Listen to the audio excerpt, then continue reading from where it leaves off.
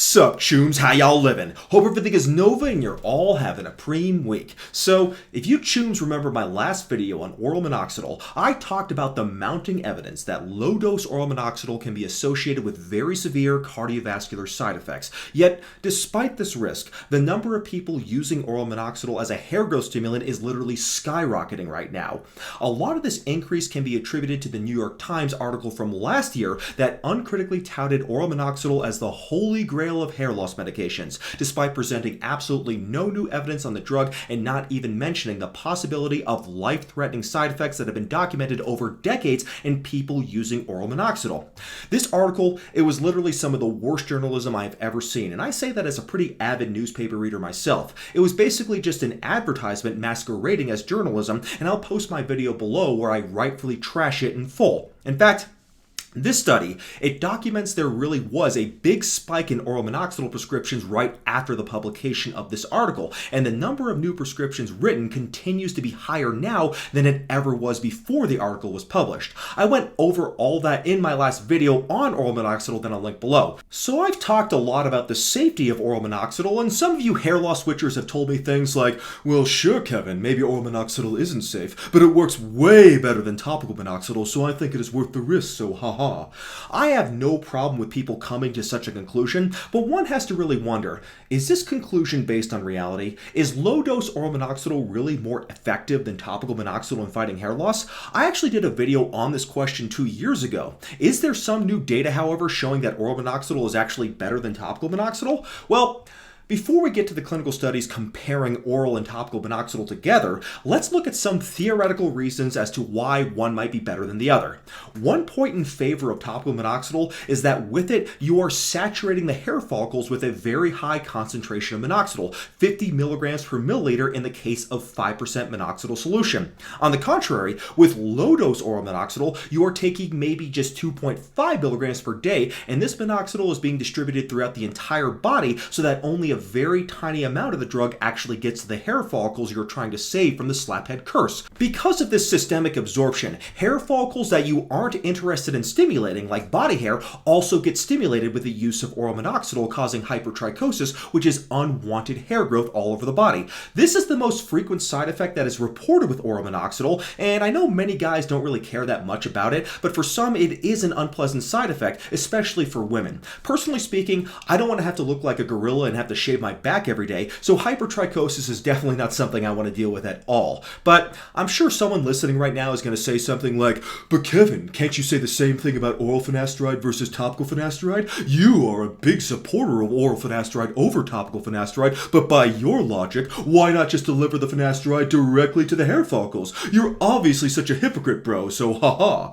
Well, first of all, I'm not against topical finasteride. I just think that the weight of evidence favors oral finasteride over topical finasteride, since oral finasteride has been FDA approved for hair loss, whereas topical finasteride hasn't been. I also think it is easier to titrate oral finasteride use in case you do get side effects, since the drug can be effective even in doses as low as 0.1 milligrams per day, and I talk about that in my optimal dose of finasteride video, which is linked below. The fact of the matter is, we have a lot more outcome data on oral finasteride than we do on topical finasteride. That's one reason I still consider oral finasteride to be the gold standard for fighting hair loss. However, in the case of minoxidil, there is much more efficacy data on topical minoxidil compared to oral minoxidil, since people have been using topical minoxidil for hair loss for decades now, while it's only been in the last few years or so that oral minoxidil has had a resurgence for use in treating hair loss. Despite all of this, I acknowledge some people do respond better to topical finasteride than oral, but in general, I think most people should try oral finasteride first because it is the gold standard for treating hair loss backed by the most data. Also, unlike with topical minoxidil, a substantial amount of topical finasteride does go systemic, which means you aren't necessarily going to avoid systemic side effects while using topical finasteride. With topical minoxidil, you will avoid systemic side effects because the amount of systemic absorption with topical minoxidil is borderline homeopathic. With finasteride, on the other hand, it is very easily absorbed through the skin into the bloodstream, which is why women of childbearing age who are pregnant or trying to get pregnant shouldn't even touch the tablets of finasteride. So So giving finasteride topically doesn't prevent systemic absorption and prevents systemic side effects the way that giving minoxidil topically does. But if you guys want to know more about my opinions on oral versus topical finasteride, I'll go ahead and link some videos where I discuss it below because I've made several of them. But then I could see someone else saying something in the comment section like, "But Kevin, what about sulfotransferase? You know, the enzyme that converts minoxidil into its active form, minoxidil sulfate. Lots of people lack sulfotransferase in their hair follicles, so topical minoxidil doesn't work well for them. However, there is sulfotransferase in the liver, so oral minoxidil is converted to minoxidil sulfate there. So the drug is far more effective when given orally than topically. It seems you didn't do your research, Kevin, so haha." Well, that does sound like it might be an argument in favor of using oral minoxidil, but then I saw this article right here. In this article, the author notes that studies have shown that the sulfotransferase enzyme encoded by the gene SULT1A1 located in the outer root of the hair follicles is needed to convert minoxidil into its active form, minoxidil sulfate, and the level of this enzyme in the hair follicles predicts how well you will respond to topical minoxidil. However, in this study, the author looked at 10 women with female pattern hair loss who were treated with 1 milligram of oral minoxidil daily. The women were tested for their systemic sulfotransferase activity by doing DNA testing for the SULT1A1 genotype using a mouth swab. It was found that the variants in the SULT1A1 gene that resulted in low sulfotransferase activity predicted the response to oral minoxidil. So, the sample size was small in this study, but the results do indicate that sulfotransferase activity predicts not just the response to topical minoxidil, but also to oral minoxidil. So that means that just because you are a non-responder to topical minoxidil, it doesn't mean you're going to be a responder to oral minoxidil. Based on the study, if you have low sulfotransferase activity, switching from topical minoxidil to oral minoxidil isn't going to help you. That's a huge limitation of oral minoxidil, and it may explain why we're hearing more and more people claiming that oral minoxidil didn't do anything for them at all.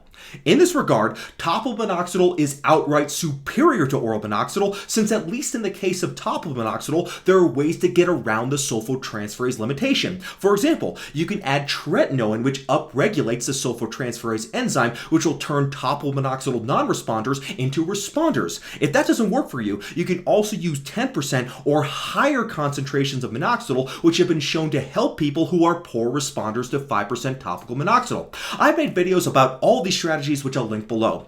What is important to remember, though, is that if you have low sulfotransferase levels, it is going to affect your response to both topical and oral minoxidil. At least with topical minoxidil, there's something to get around that limitation, but in the case of oral minoxidil, you're basically screwed. Sure, maybe you could try to get around this by taking higher doses of oral minoxidil, but then we're not talking about low-dose oral minoxidil anymore, which everyone acts as the silver bullet to avoid side effects with oral minoxidil, which of course isn't true. We know it's not true because oral minoxidil's most serious side effects, like pericardial effusion and pericardial tamponade, which can be deadly, I should remind you, are idiosyncratic, meaning they are not dose dependent. And again, that's all discussed in the videos linked below.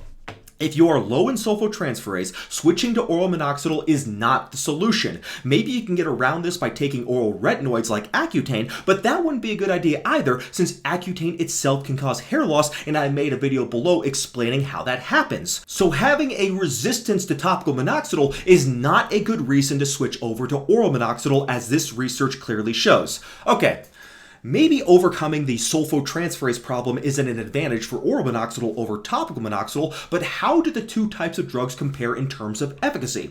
I gave some theoretical reasons as to why oral minoxidil might not be as effective as topical minoxidil, but theory is one thing and practice is another. What is the actual clinical data comparing oral minoxidil to topical minoxidil? Well, like I said earlier, I already did a video on this subject a couple of years ago. At the time, the only head-to-head comparison study of oral and topical minoxidil was this letter to the editor published by the same guy who did the sulfotransferase article we just went over. In the study, 52 women with female pattern hair loss were randomized to receive either 1 milligram of oral minoxidil daily or 5% topical minoxidil daily over 24 weeks. The results at first glance seemed to show that oral minoxidil was better because hair counts increased by an average of 12% with oral minoxidil, while they only increased by 7.2% with topical minoxidil. However, the difference in the responses of the two treatments was not statistically significant, meaning it could very well have occurred just by chance. So maybe this was a statistical fluke, maybe a larger study would show a real difference between outcomes of topical and oral minoxidil. Well, it's been 3 years, so surely someone has done some other study by now comparing these two drugs, right? Unfortunately, the answer to that question is no. The only randomized control study we have is the one we just showed you, and it doesn't establish any superiority of oral minoxidil over topical minoxidil. But fortunately, we do have something we can work with to answer this question. It turns out there is another study that looked at the question of which drugs are most effective for treating androgenic alopecia. It's this study here titled, quote, Relative Efficacy of Minoxidil and the 5A Reductase Inhibitors in Androgenetic Alopecia Treatment of Male Patients, a network meta-analysis, unquote. This study looked at previous studies of different treatments for androgenic alopecia and then ranked these treatments in order of efficacy. I don't think most people have bothered to read the study itself, and to be honest, it is a pretty confusing study with a lot of technical statistical jargon, so I don't really blame them. Rather than read the study, people have been drawn to this particular sentence from a sidebar with the title Key Points. This sentence lists the order of efficacy of hair loss remedies from highest to lowest as being 0.5 milligrams daily of dutasteride, followed by 5 milligrams daily of oral finasteride, 5 milligrams daily of oral minoxidil, 1 milligram daily of oral finasteride, 5% topical minoxidil, 2% topical minoxidil, and finally, at the lowest position, we have 0.25 milligrams daily of oral minoxidil. So, if you believe the summary, 5 milligrams daily of oral minoxidil is better than both 1 milligram daily of oral finasteride as well as topical minoxidil. On the other hand, 0.25 milligrams of oral minoxidil is worse than all the other treatments. However, as we shall soon see, this summary is complete and utter bullshit that is not justified by the data, and the hair loss community, they really need to stop bringing it up because it is completely fucking worthless, as I shall now explain. The paper in question is a meta-analysis of data from 23 previously published studies of different treatments for androgenic alopecia. Here is a list of the 23 studies. Of these 23 studies, most of them are of treatments with oral finasteride and topical minoxidil. Only 2 studies involve oral minoxidil usage, which are these right here. Of these 2 studies, one enrolled 25 men and one enrolled 30 men. One looked at 0.25 milligrams daily of oral minoxidil, and the other looked at 5 milligrams per day. The smaller study of 0.25 milligrams oral minoxidil daily was just a retrospective data analysis, while the other study was prospective but had no control group and was unblinded. So all the oral minoxidil data in this meta-analysis is based on 55 men and non-optimal study designs. Moreover, when looking at bias in the 23 studies, the 2 oral minoxidil studies had the most elements of bias of all the studies in the meta-analysis. So despite what the key point summary said, if you actually look at the data in the meta-analysis, you will reach a different conclusion. So let me show you this data right here. This graph here shows the results in hair counts for each treatment. There are 4 columns. Column A is the change in total hair counts per square centimeter at 24 weeks. Column B is the change in terminal hair counts at 24 weeks. Terminal hairs are large, thick, healthy hairs as opposed to tiny vellus hairs which typically lack color.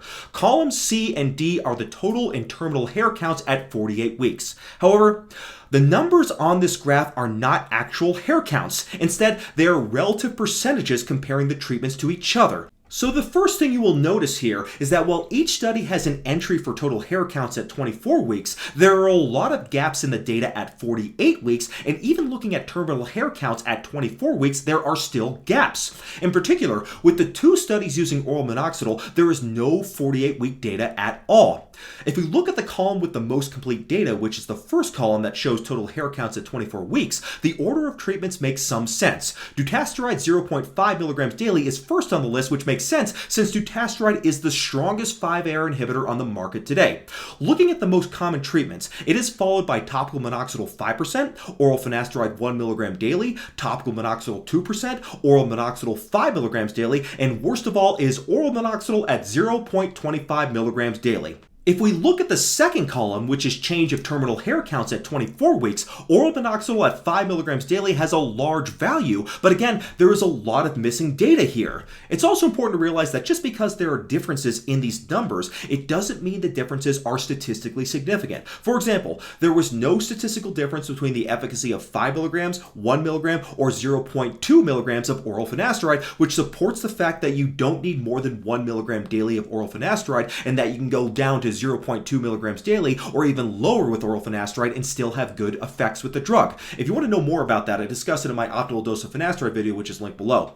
In regards to oral minoxidil, the article stresses the poor quality of the data for this drug. It says, quote, "In the literature for male androgenic alopecia, there is a paucity, if not complete absence of randomized evidence for the efficacy of oral minoxidil," unquote. So, unlike the summary in the key point sidebar, the authors in the actual text of the study are not so positive about their ranking for oral minoxidil. They actually say that their ranking is just one possible ranking and emphasize more studies are needed to confirm this ranking. I would say, based on the actual data in the study, that there is no way I would place 5 milligrams of oral minoxidil above 1 milligram of finasteride for treating androgenic alopecia. And overall, there is no good data in any study showing that low-dose oral minoxidil is equal to or superior than topical minoxidil. Everything you hear about oral minoxidil being better is based purely on anecdotes and speculation. Let's face it, chums, people are jumping on the oral minoxidil bandwagon even though there is no data backing the efficacy or the safety of this treatment. Oral minoxidil has been around for a while, and we've known for a long time that it is a dangerous drug. The only reason that it has seen a resurgence in hype recently is because of the rise of telehealth companies who see a potential for profit. Oral minoxidil is minoxidil, so I don't doubt that it has some efficacy for hair regrowth, and I don't doubt that there are some people who get really good results with the drug, but I don't think anyone can say it is more effective in general than topical minoxidil. There is not nearly enough data to qualify that claim. However, we can say with absolute certainty, though, that it is less safe than topical minoxidil, even at a low dose, which again, everybody seems to have a different interpretation of these days. Some people say 5 milligrams is a low dose, some people say that's too high, some people say you shouldn't use more than 1.25 milligrams, blah, blah, blah. I say fuck oral minoxidil and just use topical. That is the one that was made for treating hair loss after all. So, since I brought up the safety of oral minoxidil again, I should mention some feedback on my last video on oral minoxidil safety. In that video, I criticized what I call the 1404 study, and my criticism was brought up in the comment section of a recent video from the Hair Transplant Network. Let me be clear here though, chums. I like the Hair Restoration Network as I think it is the greatest online resource for finding good data on hair transplant doctors online, and I have recommended it many times on my channel, so nothing personal against the website or the person who runs it, Melvin, who I think does good work. However, I do disagree with their take on oral minoxidil. My criticism of the 1404 study was that it excluded patients who had been on oral minoxidil for under 3 months. The text of the study clearly states not once, but twice that the only subjects included in the study had been on low-dose oral minoxidil for a minimum of 3 months. Just to further corroborate this, the range of the duration of treatment went from a minimum of 3 months to 79 months with a mean duration of 7.9 months. The reason this is so important is because the 3 cases of pericardial effusion or pericarditis that have been reported all happened within a few weeks of starting the drug, far less than the 3-month prerequisite for the study. So, in the comments section on the Hair Transplant Network, some people brought this up. However, the response from the Hair Transplant Network was that this was a misinterpretation of the study, and they checked with the authors of the study, and this 3-month minimum duration was not true apparently. Well, I didn't do the study, but if there is an error here, it's not my error. It's an error on the part of whoever wrote up the study. It's not a misinterpretation to read exactly what is written in the study. If the authors messed up, they should publish a correction in the medical journal as soon as possible and not just report secondhand that there are misprints in this study. That is not acceptable when we're talking about something as serious as cardiovascular health. Even if the study was written up incorrectly, though, that still doesn't negate the fact that pericarditis and pericardial effusion have been reported in 3 separate cases of low-dose oral minoxidil use. This has never been reported with topical minoxidil usage, despite decades of use in millions of subjects. So, I don't know who is correct about the methodology of the 1404 study, but it makes little difference because it has already been shown that low-dose oral minoxidil can cause serious cardiac problems. The 1404 study, whether it was written correctly or not doesn't change that fact. So it is downright irresponsible for anyone to claim that low-dose oral minoxidil is safe. Like I've said before, if you want to take low-dose oral minoxidil, that is your right, and I have nothing against that. It is your body after all, and I am libertarian on the subject of drugs. I just want you chooms to know all the facts about this drug, as I feel they have been greatly downplayed by dermatologists who have decided without any good data whatsoever that all the dangers about oral minoxidil that have been known since the 1980s are suddenly no longer a concern just because it is a low dose of the drug. On the contrary, we have data that confirms that oral minoxidil is dangerous even at a low dose. So what have we learned from all this? Well, several points are clear. First of all, there is no firm cutoff between a safe dose and an unsafe dose of oral minoxidil. The most serious side effect, which is pericardial effusion, can happen with both high dose and low doses of oral minoxidil. On the other hand, topical minoxidil has never once been reported to have that side effect, even though it is an over-the-counter drug that is used far more commonly than oral minoxidil. Secondly, if you have a problem with minoxidil resistance due to low sulfotransferase activity, that's probably not going to be overcome by switching from topical to oral minoxidil. Low sulfotransferase activity is genetically determined, and it isn't just limited to the hair follicles. Unlike with oral minoxidil, in the case of topical minoxidil, you can overcome this problem by using topical tretinoin or by using higher concentrations of minoxidil like 10 or even 15%. On the other hand, there is no way to overcome this problem if you are using oral minoxidil, other than by increasing the dose, which runs the risk of dose-dependent side effects like hypotension, tachycardia, and hypertrichosis. Finally, the evidence that oral minoxidil is superior in efficacy to topical minoxidil is very weak, if it's even there at all. Now, of course, I'm sure there are some people who do better on oral compared to topical minoxidil, but I bet the reverse is true sometimes too. So there doesn't seem to be a good reason to switch just for the sake of efficacy, especially considering oral minoxidil's very well documented dangers. Keep in mind, we are dealing with a drug that has potentially life-threatening side effects that are idiosyncratic, meaning they are not dependent on the dose of the drug. If you take all this into consideration and decide to go ahead and start the drug anyways, then make sure your doctor is qualified to diagnose and treat your heart problems. And no, that doesn't include this guy. Keep in mind that most dermatologists don't fall into that category. You'll need to speak to a cardiologist or some other internal medicine specialist. So, that's about it, chooms. I'm sure this video is going to piss off a lot of people, but you'll be pleased to know that I don't intend to talk about oral minoxidil again for a while. Instead, I've got some more forward-looking content coming up that I'm sure you will all be interested in. So until then, see you all next time, my fellow hair loss witchers. God bless.